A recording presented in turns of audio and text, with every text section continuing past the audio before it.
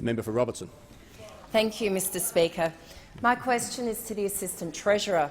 Will the Assistant Treasurer update the House on the importance of the China-Australia Free Trade Agreement to jobs creation in Australia, particularly in the financial services sector, and are there any risks to this approach?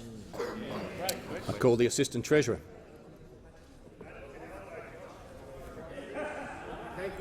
Thank you, Mr Speaker, and thank the member for Robertson for her question and acknowledge her deep commitment to jobs growth and free trade in this country. The China-Australia Free Trade Agreement is a landmark agreement which is in Australia's long-term economic interests. It's good for farmers, it's good for miners and it's good for people working in services.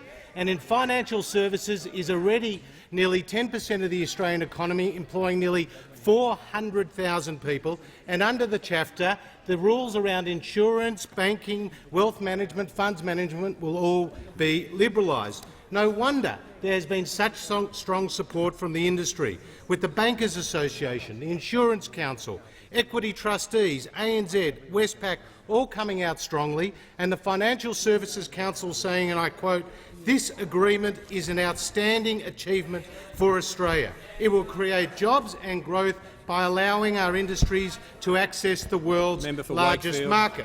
Now, Mr Speaker, I'm asked, are there any risks to this approach?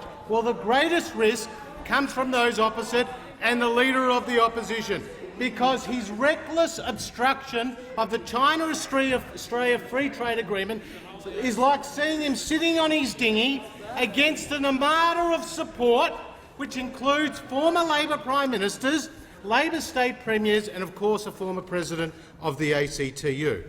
But there is one question we have to ask in this House. The question is, when did the Leader of the Opposition start to oppose the China-Australia Free Trade Agreement?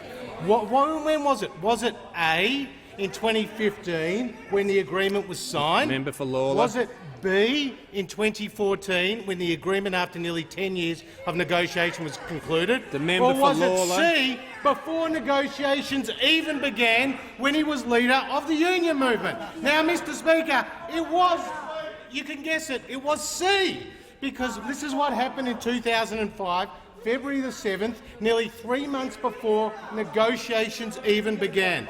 The Leader of the Opposition was the head of the AWU, and he said to a national conference, and I quote, "Another major challenge before us is a possible FTA with China.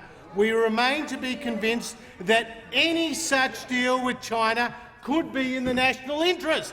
Mr Speaker, the agreement hadn't even begun negotiations. You hadn't even been released, and you were already against it. Mr Speaker, the Leader of the Opposition was doing the bidding of the unions then. He's doing the bidding of the unions now.